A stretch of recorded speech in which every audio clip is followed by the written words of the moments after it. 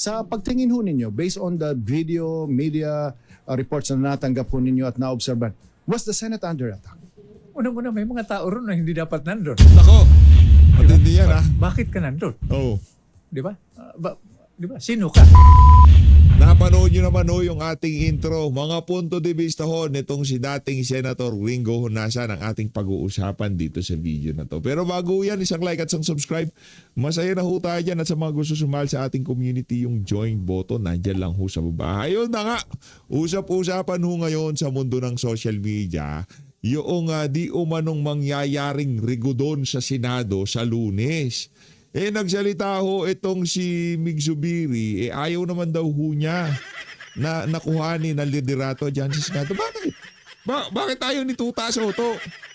Masama ba loob niya doon sa mga nang iwan sa kanya na dating kasama niya sa majority? Itong si Migs ayaw naman niya. Baka alam din ni Migs na wala siyang boto. Pagkatapos yung sabihin ng mga taga-minority na stage yung nangyaring pagsalakay sa Senado, nagawa-gawa lamang yon, di ba? Nakasalanan ng Sergeant at Arms. Paano sa tingin niyo ho mga kababayan, para doon sa mga minority na nasa loob ng gusali habang ika nga nangyayari yung napakatinding komosyon dyan sa Senado, sa tingin niyo ho ba iboboto ho nila kung sino man yung mga senador na mabilis pa sa alas 4 nung meron silang narinig na tip na merong mangyayaring pag-aresto kay Senator Boto, mabilis pa sa alas 4 umiskapo ho sila dyan sa Senado. Yun talaga, literal na sila ay tumakas. Tumakas ho sila Di ba? Mabilis pa sa alas 4, isa nga pinagbabato ng tubig sa labas sa Senado, di ba? Si Tuta Soto. Yan ang problema natin. Ito ang balita. Mig Zubiri, usap-usapang ipapalit kay SP Cayetano. Nasa si Tuta Soto. Ayaw namin si Migs. Kung merong papalit kay SP Alan, gusto namin si Tuta Soto. Diba? Magaling yan. Parliamentary proceedings. Diba? Pagdating sa parliamentary proceedings, Tuta Soto yan. Wala nang masusay. Ay, yung problema, ayaw niya mag-imbestiga sa Blue Ribbon Committee hearing. Diba? Diba? Binabanjing-banjing niya yung Blue Ribbon Committee hearing, silang dalawa nitong si Ping Lacson. Yun ang problema natin dito. Ngayon siguro nakikita nitong si Mig Zubiri na talagang puro kababuyan ng ginagawa ng administrasyon na to. Dapat nang putulin ang mga kalokohan na nangyayari ngayong mga panahon na to. Kaya siguro, at alam niya siguro walang boto, kaya hindi siya interesado. Ito ang kabuuan ng balita na yan mga kababayan. Mig Zubiri usap-usapang ipapalit kay SP Cayetano. Naku, matindi ito. Hindi pa tuluyang humuhupa ang tensyon sa Senado. May panibago na namang usap-usapan tungkol sa posibleng leadership shake-up matapos lumutang ang pangalan ni Senador Juan Miguel Zubiri bilang umano'y susunod na Senate President. Ano ka, Petrong Karawat? Ano ba yan? Ayon sa ulat ng Billionaire News Channel, si Zubiri ay tinutukoy umano bilang consensus candidate. Consensus candidate na posibleng suportahan ng ilang senador mula sa kabilang kampo upang mapakalma ang umiinit na tensyon sa mataas na kapulungan. Ano naman yung mga kababayan? Yung tensyon hindi naman nanggagaling sa pamunuan. Kayo naman, hindi nanggagaling sa pamunuan, hindi nanggagaling ang tensyon dito kay Senator Alan. Pinapataas nila ang tensyon para pagbukahin na magulo ang sitwasyon. Diba? Diyan sa Senado. May mga ulat din na ipinag-uusapan ang posibilidad na makabuo siya ng sapat na boto sa pamamagitan ng tinatawag na shitmate block. Bagamat wala pang kumpirmasyon mula sa Senado. Pagka mga merong ganyang ugong-ugong, kadalasan hindi natutuloy yan mga kababayan. Huwag na ho kayong umasa. Hayaan natin si Senator Alan Peter Cayetano yan, SP Cayetano Matatandaang nag-abstain si Zubiri sa botohan noong Mayo 11 na nagresulta sa pag-upo ni Sen Alan Peter Cayetano bilang Senate President matapos mapalitan si dating SP Soto. Nauna na rin iginiit ni Cayetano na may mga umiikot na political maneuvering sa loob ng Senado habang si Zubiri ay dati nang nagsilbing Senate President bago ang kasulukuyang liderato. Kung tayong tatanungin, wala ho tayong pakialam kahit sino ang Senate President. As long na magtuloy-tuloy ang investigasyon dyan sa Blue Ribbon. As long na itong si Senator Rodante Marcoleta ang gawing chairperson ng Blue Ribbon. Wala ho tayong pakialam sa impeachment. Dahil alam natin, hindi ho sila makakakuha ng sapat na boto dyan sa impeachment na yan. Itong si Big Zubiri, medyo pa-virgin pa. Hindi ko alam. Alam niya ata na walang boto o, di ba? Visit na visit yung mga nasa majority doon sa mga taga-minority na pinagpipilitan na ni stage yung nangyaring kaguluhan sa Senado. Kaya tayo ay naniniwala dito sa PH Update na dapat hindi mapalitan ang liderato ngayon sa Senado. Dapat mailagay sa Blue Ribbon etong si Rodante Marcoleta para magkaalaman na. Di ba? Hindi tayo ho kasi hanggat maaari ayaw nating pangunahan kung sino ang gagawing Vice President, kung sinong pipiliin ni BP Sara. Hindi natin pinapangunahan ng mga bagay na yan. Nakadisplay ang larawan ni BP Sara dyan para ituro yung mga kababayan natin hindi pa nakasubscribe. Sabi niya, ikaw nakasubscribe ka na ba? Mag-subscribe ka na. Walang ibig sabihin niya. Yun lang yun. Nakaturo siya sa'yo. Nakaturo siya sa'yo yung ganyan kasi tinatanong ka niya, nakasubscribe ka na ba? PH Update. 1,044,129. Di ba? Nakasubscribe ka na ba? O hindi pa? O mag-subscribe. Wala o yan. Hindi natin pinangungunahan kung kukunin ni Rodante Marcoleta ang pagiging Blue Ribbon Chairperson o kung ano pa man. Kahit sino yan. As long na ituloy nila, ipatawag nila yung 18 Marine. Pagsalitain nila si Zaldico. Pagsalitain nila yung ipatawag nila itong si Adrian Darsamin. Wala o tayong magiging problema dyan. Hindi kailangan Rodante Marcoleta. Hindi kailangan ipatawag yung mga nai-implicate at ituloy-tuloy. Ika nga kung saan tayo dalhin ng ebidensya, doon tayo magtungo. Pagkatapos yung kumalat, ito ko, hype na naman tayo. Ba't hype tayo? Kasi alam na naman kasama natin. Tingnan natin, meron ba nagpadala ng pangkape? Baka meron nagpakape dyan. Teka lang mga kababayan, mega love. Nako, yari, naloko na. Ang dami na naman nagpakapi sa atin. Palpitate na naman ito mga kababayan. Meron akong na-miss. Ito, na-miss ko to. Ito, na-miss ko to. Ito. Karen, shoutout kay Ma'am Karen Atilo. Ma'am Karen Atilo. Atilio, maraming salamat. Itong si Nurse Kate. Nurse Kate, na-miss ko tong si Nurse Kate. Maraming salamat, madam. Ito talaga, ko to. Noon pa man natin kapanaling natin sa PH Update. Dito kay Ma'am Mocha Princess. Maraming salamat. Dito kay Ma'am Marlene DP. Maraming salamat, Ma'am Marlene DP. Mega love shoutout sa lahat ng nagpakape. Maraming salamat. Okay na tayo dyan. Kapi lang. Okay na tayo. Wala akong dyan. Wala akong Gcash dyan. Wala akong kung ano pa man. Ang atin lang ho dito, i-share nyo ang video. Masaya na ho tayo dyan. Walang Gcash. Yung mga gusto magpakape, walang problema. Pakape ho kayo. Masaya na ho tayo dyan. No? Pagkatapos yung lumabas ng balita na itong si Mig Zubiri, sabi niya, ayaw niya yung pagiging Senate President. Nako, ayaw ho talaga nilang tantanan yung usaping leadership change sa Senado. Ito naman, ngayon naman si Pangilinan, nag-post si Pangilinan sa kanyang personal FB page. Ang sabi ho nitong si Kiko Pangilinan, hindi po tayo interesado sa pagiging Senate President. Ay, walang boto. Ano nang tao ka? Diligan mo na lang yung pechay ni Sharon. Pag uwi mo ngayong gabi, kunin mo yung pandilig, diligan mo yung pechay. Paano ba didiligan yung pechay? Ganyan pala yung pechay. Sorry! Mainit. Kanyari, ito yung pandilig ni Kiko. Ito yung pechay ni Sharon. Diligan mo na lang. Partner yan pechay lang naman ni Sharon na dinidiligan. Pambihirang yan, di ba?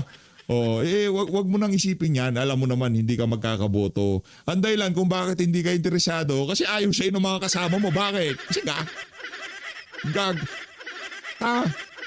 Di ba? Walang di ba? Yun ka, Kiko Pangilinan. Siguro para sa mga Talyanista Tensaymada, mga Dilawan Pinklawan, santo kanila, pero sa sambayan ng Pilipino, basura ka. Ito, SP Kiko, sarap pakinggan sa tinga. Senate President Kiko tagadilig ng pichay ni Sharon. Ayos, ba? Pambira ito. Nilinaw ni Senator Kiko Pangilinan na wala siyang interes na maging Senate President. Kasunod ito ng paglabas ng mga ulat tungkol sa posibleng kudita sa Senado. Kudita na naman. Pakmanto yung mga taga-Malacanang, itong si Ralph Recto, parang sinisilaban ng puwit nila. Pagka nare-realize nila, pagka naiisip nila, si Alan Peter Cayetano ang magiging presiding officer sa impeachment ni Sara. Pag naiisip nila na magtutuloy-tuloy ang investigasyon sa flood control at mai-implicate etong si ganito, si Garjola, ito kaibigan ni Garjola. PH, langya ka PH ha. Marami ka nang nalalaman. Kasalanan yan ni Kong Leviste. Nga kayo. Para kay Pangilinan, mas malaga sa kanya ang pagtutok sa food security ng bansa kaysa sa Senate leadership. Aba, kala ko sasabihin nitong si Boy Pechay mas malaga ang pagdidilig niya ng Pechay dito kay siya. Ang tanong, bago ka nag-post sa FB page mo, sinigurado mo bang yung mga dahon ng pechay ni Sharon malinis na? Malinis na, edi approve. Approve. At sigurado sasabihin ni Sir Robin sa'yo, approve. Sino maganda? Si Ma'am Sharon o si Ma'am Mariel? All the way, Ma'am Mariel. Si Mariel, siyempre. Ano ka nang ka? Alam ko, si Ma'am Mariel, Senator Robin lang yan. Kauna-unahang boyfriend at di ba? Yan ang pagkakaparehas namin itong si Sen Robin. Yung asawa niya, siya ang kauna-unahan at kauli-ulihan. Ang atin, tayo ang kauna-unahan at tayo ang kauli-ulihan. Palapakan. Palupit. Dito tayo kay Senator. Tuloy pa ba tayo? Meron pa kasi tayong isang balita dito eh. Balagbagan kasi itong... nako, ito na. Sana, susunod na video kung napaliwanag, patalakayin to. Next video na ito, abangan nyo na lang. Ombudsman, inuumpisahan na nilang painitin na sitwasyon. Anak ng toka. Palakpakan para din sa ombudsman. Galing-galingan nyo lang, anak ng toka. Ang mundo umiikot. Meron kong tawagin sa mundo, sa universe. Meron kong tawagin salitang karma. Okay? Karma. Okay? Ang pinananalangin ko para doon sa mga siraulo na ginagamit ang kanilang mga pwesto para padapain ang kanilang mga kalaban sa politika. Sana hindi mangyari sa inyo yung ginagawa nyo ngayon na yan sa inyong mga kalaban. Okay? Yun lang. Mamaya na yan kay Cheese. Lagay lang natin dito si SP Kiko. SP Kiko na ng tete. SP Kiko. Hindi. Reminder lang.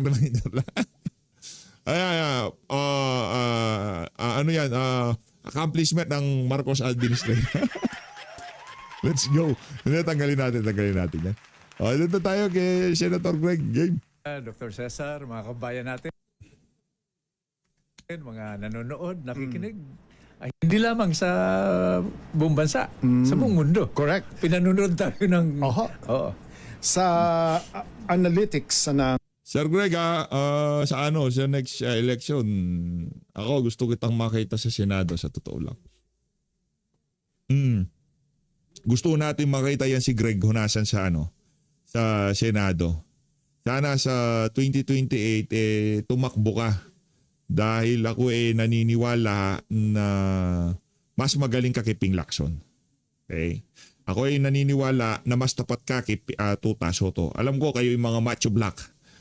Yung mga kasama macho black, puntahan mo, pagbabatukan mo, naging aso. Naging mga malalamya, naging mga utusan ni Kokak, anak ng Petrang Garamata. ang Manila Broadcasting Company, may mga panahon na ang nanonood sa Facebook, sa YouTube is 25% mula sa Amerika. dito sa Disaricha. Oo. Anong tiningnan na ilan yung OFW, ilan yung nasa Asia, ilan yung nasa Middle East, sa Europe, outside the Philippines. Imagine 25% na nakikinig at nanonood sa atin sa YouTube. Dr. Cesar, dagdag ko lang. Oho. 14 million na Pilipino ang nagkalat sa 200 na bansa sa buong mundo. 14 million. 1-4. 1-4. Okay. Oo. Tapos halos lagpas ng kalahati ng magdaragat. Seamen. Pilipino. Pilipino. So sabi na, pag tumigil magtrabaho ang Pilipino sa Washington, sa United Nations, sa karagatan, babagal ang ekonomiya ng mundo. Ng mundo. Oo. Ganun tayo katindi ngayon. Ng mundo. Kayo ay minsan naging chairman ng Senate Committee on Energy at napag-uusapan namin yung, alam mo yung ingay sa Senado, sa Kongreso at kung saan-saan pa. Biglang nabulaga tayo. Madalas tayong nabubulaga eh. Dati yung PCO Hepe, siya ang leader ng PCO dati, si Cesar Chavez. Umalis siya dahil nga hirap eh. Hirap ng trabaho kung mga adik yung mga ginagawan mo ng magandang naratibo, anak ng tokwa, puro pagnanakaw ginagawa nila, di ba? Nabulaga tayo ng yellow alert, ng red alert, 2 million customers, consumers ng Meralco apektado Wednesday and Thursday. Sa tingin ho ninyo, ano ang unang pumasok sa inyo nung narinig ninyo ang yellow alert, red alert na naging laganap At saka sa kanina, Luzon? Oo, si at saka Atty. kanina. Cynthia. Oo. Nung panahon ni former President Duterte, Nako. Dr. Cesar, no? Nagpunta kami sa Davao ni former Senator President Soto, Senator Lacson, at kasama namin si Mr. Eddie Manyala, na dating chairman ng Philippine National Oil Company. Okay. Ang mungkahi namin, sabi namin, Mr. President, habang maaga-aga, wala pa nung mga oil at energy crisis, no? Habang maaga-aga. Habang maaga. Foresight yun. Ibig sabihin, foresight. Foresight, para hindi Nakita tayo nyo na yun. reactive. Oo. Hindi tayo magtatatalon kapag nandyan na, nakabungad na. No? Sabi namin, merong joint marine seismic undertaking sa pagitan ng China, Okay. ng Vietnam at ng Pilipinas, panahon ni former President Gloria Macapagal Arroyo. Vietnam, China, and Philippines. Yes, so mungkahin nung ganito, no? Ang usapan, wala kayong technology, yun ang sinasabi natin eh. At kulang kayo sa pondo, pahihiramin namin kayo. Yung hatian, saka na pag-usapan yan. At itong lugar, no, kung saan may natural gas at energy, dahil itong kuryente, nakabase rin yan sa langis, no? Wala yan sa conflict area. Wala yan sa West Philippine Sea. Nasa dulo ng Palawan. Service Contract 63, ang sabi. Naging chairman din kasi ako ng Energy Committee, no? Wala naman ako alam. Hindi naman ako energy expert. Sa energy, Dr. Cesar, para sa ating mga kabayan, dalawa lang ang batayan. Steady supply. Huwag maputol ang supply ng langis para hindi maapektuhan yung supply ng kuryente. At saka reasonable prices. Okay. Abot kaya nung pangkaraniwang mamayan. Okay? So, ganun ang usapan. Kaya lang siyempre, nung nagpalit ang administrasyon, iba na naman ang focus. So, kung itinuloy yun, kahit na may Ganito. ganito May sitwasyon. tag-init. May tag-init. Hindi lang. Pati yung nangyayari sa Middle East ngayon, yes. baka mas magaan ang epekto sa mga kababayan natin. Joint Seismic Marine Undertaking. Undertaking. JSMU. China, China, Vietnam, at Philippines. Yes. Sa dulo, sa baba ng Palawan. ng Palawan. Yes, wala sa conflict zone. area. Wala sa conflict area. Hindi pag-aawayan yun. Was it officially recommended? Yun nga, naputol doon. Hindi na namin alam. So ngayon, Anong action ho yun? Executive action? Both Executive- houses of Congress? executive Grabe, no? action, energy policy yan eh. Naputol Energy eh. policy? At hindi pwede maghintay. Ang epekto kasi niyan, no? Pag kakulangan sa langis. With completed staff work? Oo, kompleto yun. China na nagsasabi na pag-usapan natin ito. No? Okay. So hindi na ituloy dahil alam mo naman yung kasaysayan natin. Bagong presidente, bagong mayor, bagong senado. Sabi ni author Renato Constantino, Yes. the continuing past. Continuing past. yung pag may bagong nagpapalit, bagong hari, bagong ugali, bagong patakaran. Isa sa ugat ng instability natin, bagong administrasyon, walang continuity. Basta't identified sa previous, lalo na kung kalaban sa politika, May epekto yan doon sa current issue, no? Cultural ba yan? Cultural, political. Cultural ba yan ng, it's a political culture ng mga Pilipino? Yun nga. Hindi na ba tayo gagraduate dyan? Naalala ko from Macapagal to Ramos. Ramos to Cory. Cory, di ba? Susugin Wala natin, eh. mas malayo Mas pa. Nangyari lang yung continuity na yan. Hulaan nyo ho kanino. Kaya bilib na bilib tayo dito sa presidente na to. Hindi ko na sasabihin yung pangalan. Lahat ng proyekto ng kanyang pinalitan na presidente, tinuloy niya. At hindi niya kinredit grab. Sinabi niya, hindi akin yan. Na, tinapos ko lang, inumpisahan niya nung bago sa akin. Sino yung presidente na yan? I-comment niyo sa baba kung kilala niyo yan. Kaya bilib na bilib tayo dyan eh. Di ba? Kaya kung pag tinatanong tayo, bakit suportado niyo yung mama na yan? Anong meron dyan? Dahil doon, siya ang katangi-tanging presidente ng Pilipinas na nagtuloy. Walang itinigil. Anong itinigil? Laglag bala lang ang itinigil. Ayun, merong nang hit. Hit na agad. Ano ba yan? Naitigil lang yung korupsyon, nakawan, mga kalokohan, droga. Diba? Kahit pa paano yung ibang mga suliran natin dito sa bansa na to. Kahit pa paano naitigil. Hindi ko sinabing totally na nawala ha. Kahit pa paano naitigil. Sino yan? I-comment nyo sa baba. Malayo pa. Marcos Sr. Marcos Sr. Yeah, I was referring to Marcos Sr. Oh, Marcos Sr. Oo. 40 years ago. Okay, so nag-EDSA tayo. People power, no? Revolutionary government, freedom constitution.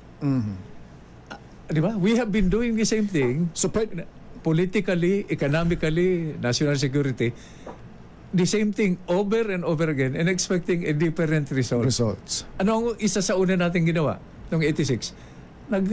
Gumawa tayo ng eleksyon. Imbis na ayusin muna yung Sistema. Yung COMELEC. Yung COMELEC. Ayusin yung sistema. Yeah. Kumbaga nagpalit lang ng damit. Nagpalit ng damit. Nagpalit ng daon, nagmalian ng mukha. Well, actually, hindi nagpalit ng mukha. Yung mga nanumuno sa mga probinsya, the same pa din, ano? At sistema. Alright. Ngayon, Tinitingnan ko yung bakit nangyayari ito? Bakit nangyayari ito? Bakit paulit-ulit na nangyayari ito? Di ba ho? To a certain extent, nagkaroon ng pag-asa, di ba ho? Nung 1987, nakita ko yung composition ng 8th Congress. From Jubito Salonga, Tito Gingonan, Neptali Gonzales. Dalawa lang ang minority noon. Juan Ponce Enrile, Erap Estrada. But few months after, Erap Estrada joined the majority. Senate reporter ako noon, Manny Greg. Ano? Hindi ganyan kagulo.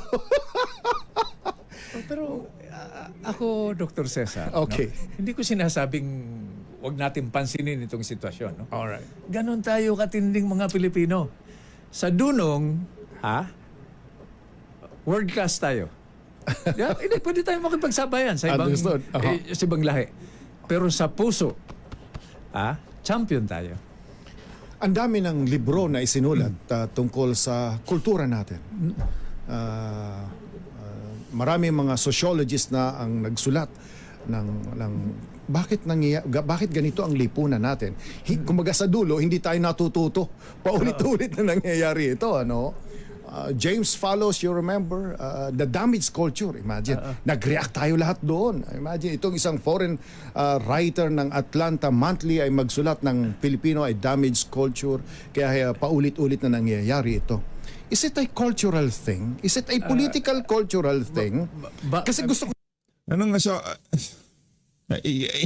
yung tanong masyadong obvious ang sagot eh. 'Di ba? Kung bakit tayo nasasadlak dito sa kalagayan natin na to, dahil doon sa mga ganong klaseng kaganapan, 'di ba? Dahil doon sa ganong klaseng mentality ng mga Pilipino. Kung sana makita ano ba ugat nito. Ngayon, Dr. Cesar, cultural, political. Mahirapan nga ako mag-spell ng cultural. Magsimula tayo sa geography. Alright. Kung nasaan tayo sa mapa. Okay. Tatlo ang pinagdadaanan ng eroplano at barko, no? Tatlong tinatawag na choke points. Yung sa Honshu, Japan yan. Japan. Bashi Strait. Sa gitna ng Taiwan at Pilipinas. Northern Luzon, Region 1 and Region 2, di ba? Tapos Palawan. Sa tatlong choke point, toll gate. Kung kailangan mo ng RFID, dalawa hawak natin. Sa mga daanang ito. Daan ito. Hindi natin sinisingil. Hindi natin sinisingil. We can command. Okay. We can take advantage. Yes. Globally, yan ang pinanggagalingan ng lakas natin. Ibig sabihin, Yung strategically, geography natin. maganda tayo. Yes. Alright. Pero yan din ang balakid sa ating pagkakaisa. Bakit? Arkipelago tayo. Any threat, domestically and globally, has to cross bodies of water. Ang pag-iisip pa rin natin, punta na tayo dun sa cultural at historical, no? Ang pag-iisip natin ay Ilocano, Bicolano, Bisaya, Muslim. Diba? Ngayon, i-push mo yung envelope, diba? Pro-BBM, anti-BBM. Pro-Duterte, anti-Duterte. Pro-China, anti-China. Pro-US, anti-US. Narinig mo ba yung pro-Pilipino? Bihira. Hindi, marami yan. Dito sa PH Update, di ba, pro-Pilipino ho tayo. Lumalabas lang yung pagiging pro-Duterte kasi noong panahon ni Duterte, doon natin nakita yung mga pulisiya na pro-Pilipino. Ano yung mga yon? Para sa mga OFW, walang laglag bala. Para sa mga ordinaryong Pilipino, ayaw na ayaw ni Tatay Digong yung pinapahirapan, yung pila, yung dignidad ba, binibigay eh. Iyon ang pro-Pilipino. Nakita natin yun nung panahon ni Tatay Digong. Ngayon, pag natagka na Duterte, akala nila yung apelido lang na Duterte, yun lang ang ating ibinabandera. Yun lang yung, kumbaga, yung ano natin, kumbaga, Duterte, DDS, ba't DDS? Ano ba meron kay Duterte? Di nila alam yung ipinakita ni Duterte, yung ginawa ni Duterte, na pagmamahal sa sambayan ng Pilipino. Yun eh. Yun yung pundasyon ng ating pagiging Duterte supporter. Di ba? Alam naman ni Sen Greg yan. Susuportahan ko nga yan sa 2028. Palak ba? Susuportahan natin si Sen Greg, di ba? At bihirang may nag-i-invoke niyan. Sen Greg, bata mo ko. Bata mo si PH, ha? Bata mo si PH. Yes. So, hindi tayo yung neutral, ha? So, yung geography ay may kinalaman sa ating kultura, Sa ating sa ating human behavior, Exactly. at yung pamumuhay natin. Exactly. Ngayon, Pero, di ba ho? hindi, dagdag ko lang, sige ho. Dr. Cesar. Sorry, ha? Go ahead. Ngayon lang tayo nagkita. Ngayon na ako invite. Diba? Mukhang sinadya ng mga colonizers natin na i-centralize yung political and economic power sa Imperial Manila. Manila. Yung tawag ng mga Bisaya, di ba? Imperial Manila. Ay, pati kami doon, tayo sa Bicol, minsan yun din ang pakiramdam natin. Oo. Because ang tingin natin, if Mindanao is to Philippines, Bicol is to Luzon. Okay. Sa Imperial Manila, nandun yung gripo. Yung gripo. Okay? To manage an underpopulated archipelago of 7,100 islands during high tide and 7,200 during low tide. Di ba? Hanggang ngayon, every 30 years, Dr. Cesar, nagdodoble ang populasyon natin. So, doble ang pangangailangan sa Yun ang mga tunay na problema natin. Pagkain, food, Correct. clothing, shelter, education, health, at ngayon, the new gold, the new oil, data, impormasyon. Yes. Alright, balikan ko lang bago ako mag-ilang specifics na magre-request sa inyo ng kapaliwanagan. Alam naman ito, hindi ba? Pagka yung mga senador na tumatakbo, di ba ho? Lahat eh. Pag tumatakbo ang senador, maglilingkod sa bayan eh. Yung sinabi mo, hindi ako nitpicking, ha? Alam na, dapat alam natin ito lahat. Dapat alam natin lahat ito. Oo, hindi lang senador. Oo. Di ba? Pangkaraniwang mamayan dapat alam ito. So, di ba le? Pero In fact, I was tempted. I was tempted to post something, no, na salamat sa mga botante nung mga unang panahon, di ba? Kasi ang mga pinipili noon ay kung sino ang may capability, kung sino ang may karanasan, sino ang perceived na may kakayahan at pinaniniwala ang may tunay na pagmamahal sa bayan, kahit medyo abstract yung ayon, pero may ganun eh. the best and the brightest. The best and the brightest. Meritocracy. Oh, imagine ho. Kasi ho, I covered the Senate. 1987 to 1992. Oh, hindi ako nakakita ng isang senador hinahamon ng suntukan yung dalawang dating Senate President hinahamon yung gusto mo suntukan tayo. Tapos nung kahapon ay nung the other day Si ano yun? Si Trililing yun? Si nakita Trililing. na naman ako. Huwag mo akong hahawakan. Huwag mo akong hahawakan. As a young reporter, Imagine, testigo ka sa kasaysayan. hindi ko akalain na yan. ganito. Parang Yung kasi mga pinklawan at dilawan senator para mga sintu-sintu eh. Babanat sila sa Senado, sa plenaryo, tapos manghingi sila ng dispensa off the record. Hindi pwede. Dapat doon sa plenaryo ka ng bastos, doon sa plenaryo ka manghingi ng paumanhin. Ganun naman talaga, di ba? Ako'y nangingi ng paumanhin sa gentleman from PH Update. Di ba ganun naman yun eh. Kumbaga nagbubulahan pa kayo, gentlewoman, aking iniidolo, ang kapitapitagan, mga ganyan yun. Bago mo i-address, bulahin mo muna. Kung salita yung ganito ba? Siguro yun din yung naging kultura kung bakit hindi umuunlad ang Pilipinas. Puro bulahan. Nag-evolve yung bansa natin as a people. Kasi hindi pwedeng i-isolate yung Senado sa mga tao. Kaya yung I was tempted to post something. Salamat sa mga botante nung 8, kasi hindi naman ako naging reporter nung 9th Congress. Nung 8th Congress, salamat sa mga Pilipinong bumoto nung 1987. Regardless kung ano ang partisan politics natin noong mga panahon na yon, because nung ako ay nasa kalsada, Manuel Greg, tinutulan nga namin ang 1987 Constitution. At boycott kami sa election. Nung kayo mga nasa kabataan. Mga aktivista. Bata. Boycott kami noon. Boycott kami sa 1986 snap election. Nung 1987 Constitution, doon kami nahati. Si Kiko Pangilinan, yung NUSP, tsaka si Risa. Sila sa critical yes. Kaming bahagi ng NUSP ay critical no, principled no. Kung naalala nyo yun. Ito ba yung first quarter storm? Hindi pa. 70s yun. 70s. Ito ho yung 80s na. 80s na ho. Okay.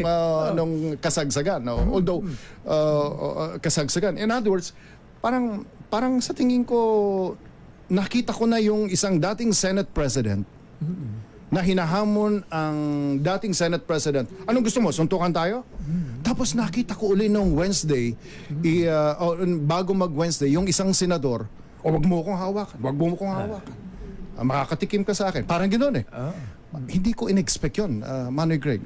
Bakit pumunta tayo ron? Okay. Bakit napunta tayo sa ganyan? Bakit napunta ganyan? Sapagkat mataas ang pagtingin dati sa Senado. By the way, Dr. Cesar, hindi tayo ang nagkukwentuhan lang dito.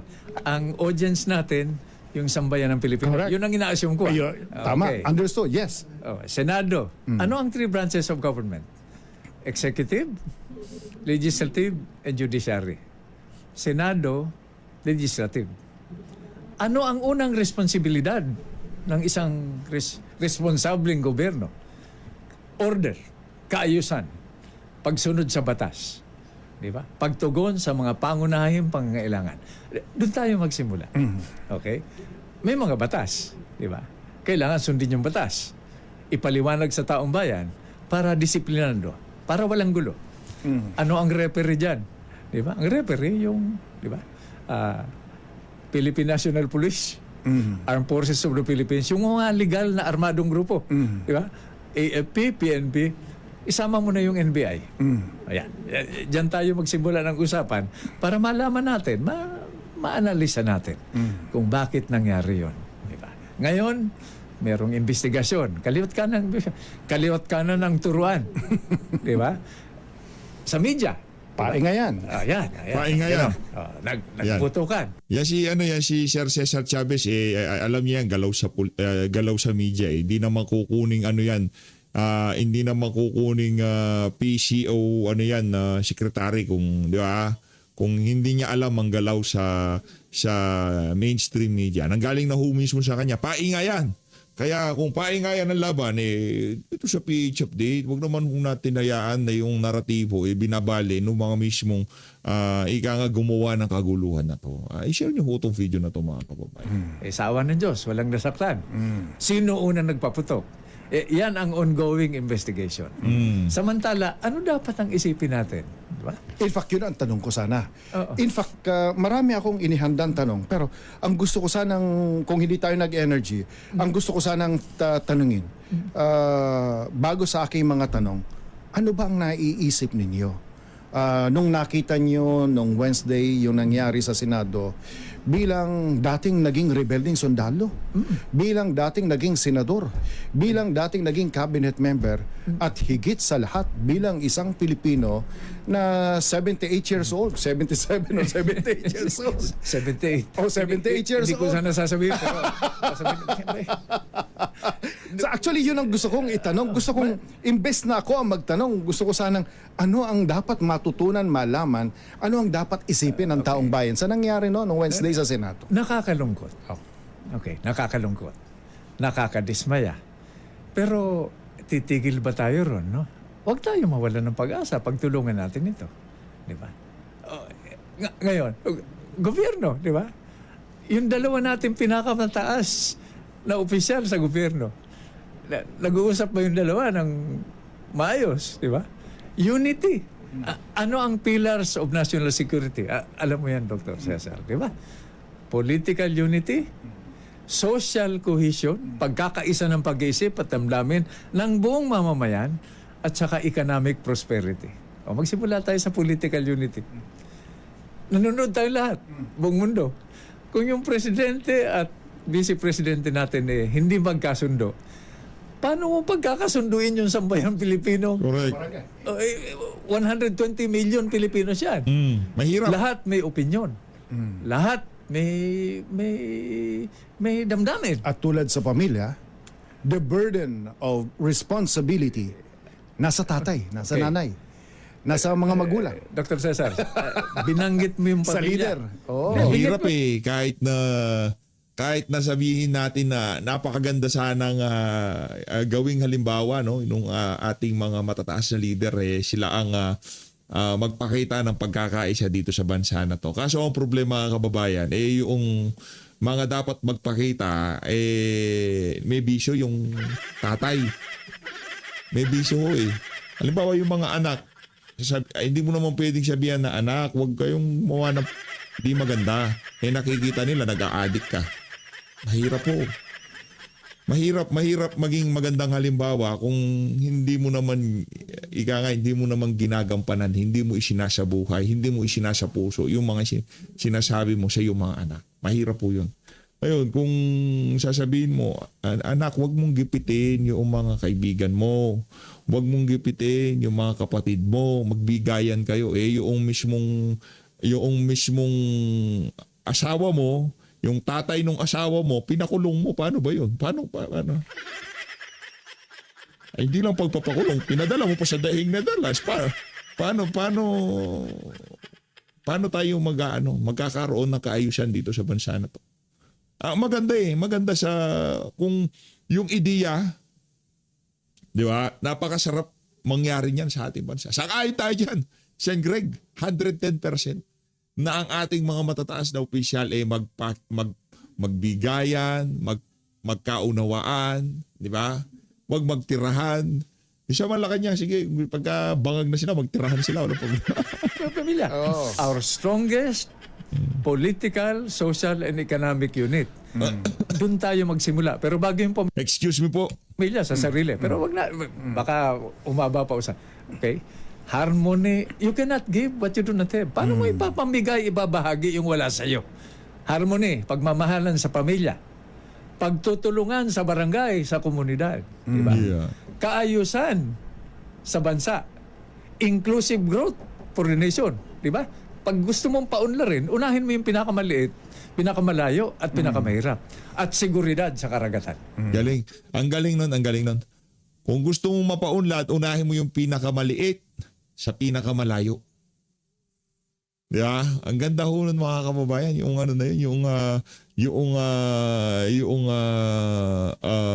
pagpapaliwanag yan, itong si Senator Gingo Honasan. At yan na nakita natin. Dito kay dating Pangulong Rodrigo Duterte. Inuna niya. Ikaw yan bibida mo na naman si FPRRD. Yun ang nakita ko. Ano ba? Sa kanya ko lang nakita meron pa ba tayong ibang halimbawa? Sinong inuna niya? Yung mga mahirap nating mga kababayan. Una sa lahat, sa pinakamahirap na problema na pwedeng pagdaanan ng isang pamilya. Pagdating sa kalusugan. Meron tayong malasakit center. Dahil yan sa administrasyon ni Digong. Yung mga pinakamalalayo, pinakamahihirap. Di ba? Sila ho ang inuna ng nagdang administrasyon. Ngayon, yung mga pinakamalalapit, na pinakamayayaman, yun ho ang pinagsisingil niya ng buwis. Kaya nga yung mga panahon na to, pati yung mga oligarkong si Raulo, binalikan ang dating administrasyon, Rodrigo Duterte. Di ba? Kung kaya nating asukasuhin yung sarili nating bakuran, kahit na anong banta sa karagatan natin, mas kaya natin yan. Pero magsimula tayo sa sarili nating bakuran. Yun ang dating sa akin, ng mga pangyayaring sinasaksihan natin ngayon at hindi pa tapos. Alright, bago tayo mag-commercial break, huwag natin kalimutan yung sinabi ni Senator Greg. Ang gobyerno ay hindi lang Senado. Oo. May judiciary at may executive. Yes, may In other words, may legislative. lahat ito ay manifestation. Kung ano ang nangyayari sa Senado ay hindi pwedeng hiwalay sa kung anong dapat nating pagtingin sa kabuuan At ng hindi ating ito kakayanin ng pamahalaan. isang tao lamang. Oo. Hindi ito kakayanin ng isang presidente o senador o vice-presidente o barangay captain o mayor lamang. Alright, mamaya sa ating Ngayon na nga mga kababayan, dito na ho natin tatapusin ang ating video. Tapusin na ba natin? Sa tingin ko kailangan na natin ituloy ito. Ituloy na ho ba natin ito doon sa tagpo na kung saan tatalakay na yung nangyari sa siya? Tuloy na natin. today, ang tanong ko ay habang nagkakaroon ng bagong gulo na hindi naman actually bago sapagkat nakita na natin ang mga ganitong sitwasyon, ano ang napapabayaan natin? Ano ang nawawala sa national consciousness natin kung saan dapat tayo nakatutok? But in the meantime, Senator Greg, you figured prominently sa ilang coup attempts noon, at least yun ang lumabas. Pati yung terminology, Dr. Cesar. Ang tawag na coup attempt. Diba? Coup. Nung una. Diba? Nung people power, nung bumaklas yung RAM. Ano tawag nila? Breakaway.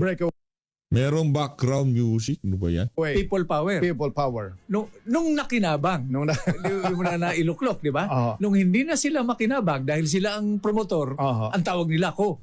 So selective. Ang coup is a power grab. Power grab. Hindi naman kami nag-alsa nun para agawin ang kapangyarihan. Hindi naman ganun. Alright, sige. Anyway.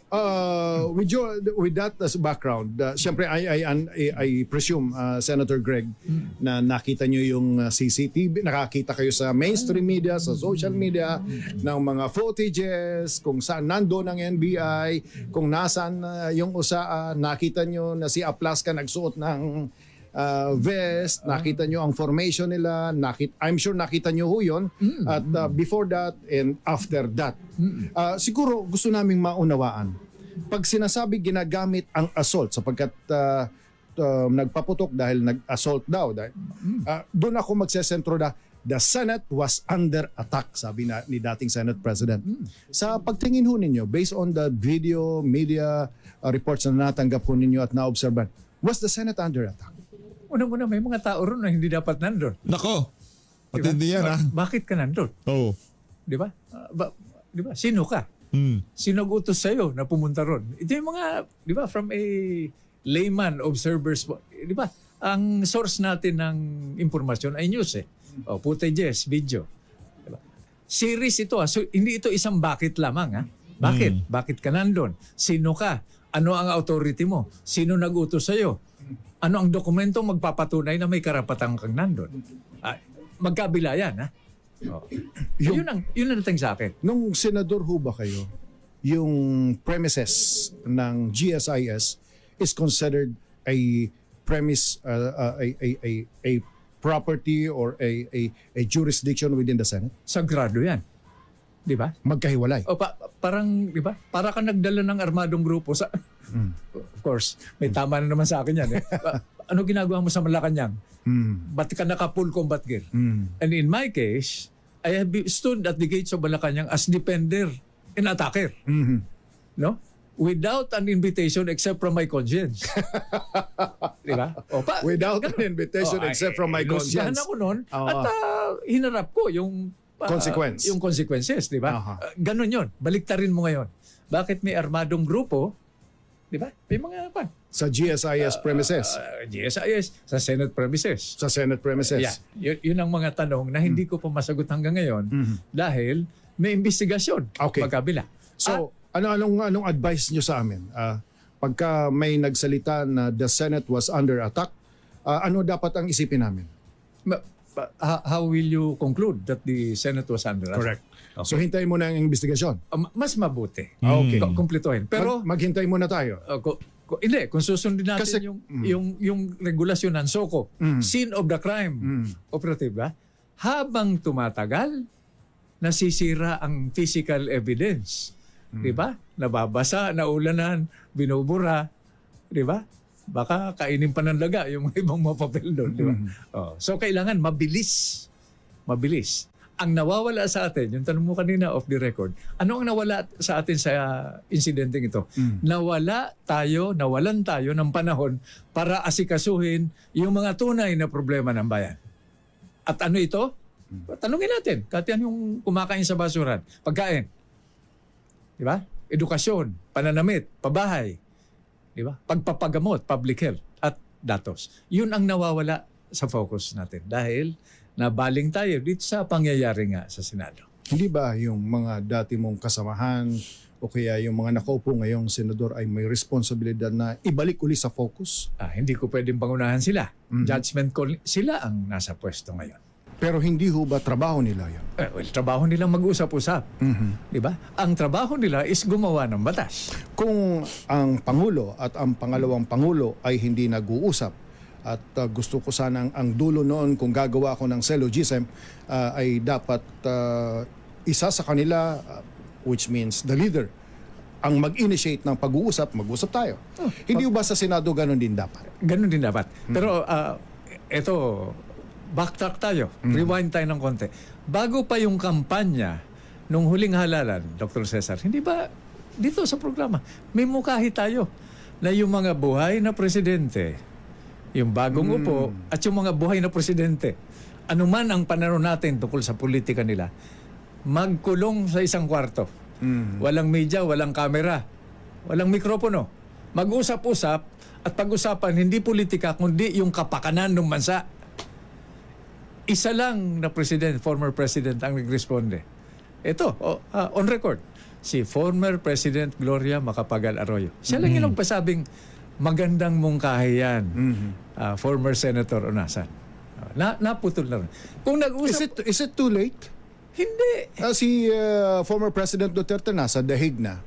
Si President Estrada medyo hirap na siya sa physically. correct, oh. So, it's not too late na mag-usap si PGMA at BBM. It's never too late. It's never too late. A day It's never too late kung normal lang kaisipan ng kausap is mo. never too late. Never too late. 2 days Paano pagka-addict, Sen Greg? to 28 is never too late. Pero gawin, i-prioritize na natin. Dahil balik tayo sa katanungan mo. Ang nawawala sa atin napakahalagang panahon para asikasuhin yung tunay na problema. Okay. Noong panahon ni Cory Aquino. Hindi, dagdag ko lang, Dr. Cesar, di ba? Iaangkas mo na naman ito, o tayo, no, dun sa Senate reorganization. Di ba? Nagpalit ng liderato ang Senado. Normal yan sa Senado. Understood, yes. Di ba? Yes. Every 6 Nothing years, new, nagpapalit yes. tayo ng Nothing presidente. new. Every 3 years, nagpapalit tayo ng congressman, ng mayor. Every once in a while, nagpapalit tayo ng barangay captain. Pagbabago yan. Normal yan. Correct. Pero yung nabahiran, di ba, ng karahasan, di ba, under attack, ito yung manarinig natin ngayon, di ba? May nagpaputok. Sa normal na barilan, sa aking kaunting experience, may nasasaktan. Ibig sabihin, salamat po sa Diyos, sa Panginoon, na walang nagkasakitan. Correct. Dahil kung nagkasakitan doon, buhay. Section 3 ng Philippine Constitution. Yeah? Protect life, liberty, and property.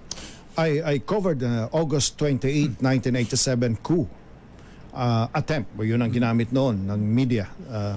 And I covered the 1989 coup attempt from as early as 10 o'clock ng gabi hanggang December 6. The most critical was the first 2-3 days. December 1, 2. Siyempre, yung Makati siege, yung Makati bakbakan ay tuloy-tuloy. Pero naalala ko na mayroong statement doon na parang parang isa sa mga demands ng mga rebelding sundalo ay parang mag-create ng National Unification. Council. After 86 yun. Correct. Yeah, I was referring to 1987 then also okay. in 1989. So, ibig sabihin, Dr. Cesar, It's yung the same 87 at 89, Oo. di ba? Yung mungkahi, yung mga hindi sinunod nung 86. Di ba? Revolutionary government, freedom constitution. Relevant pa yan sa panahon nito? Sa tingin ko, naniniwala ako na relevant. Naging chairman kayo ng Senate Committee on Unification. Peace, unification, and reconciliation. And Yes. reconciliation. Wala tayong peace policy. Wala tayong peace policy hanggang ngayon. Hanggang ngayon, national peace policy. Wala kayong na-recommend. Nakabinbinyan. Walang na-recommend yung committee on Oo, ang nagpurso lang nito, ang masugi nagpurso, si former President Fidel Ramos. Yes. Diba? Yes. Oho. Yes. Pinakausap kami noon, bagito akong senador. Yun yung binabanggit kong leader. Yes. Yung leader na Muslim rebels. yung kalaban niya sa usap politika. tayo. Kalaban niya sa politika. Diba? 2 oras siyang Okay sana eh. Ang ganda ng talakayan eh. Kaso, applicable lang ho ito dun sa mga hindi addict. Pero kung i-apply natin sa mga addict, mga siraulo ho yung mga yan. As always, maraming salamat to sa pag-support sa PH Update. Mag-ingat po yung lahat. Ang lahat ng Pilipinas. Maraming salamat mga kababayan.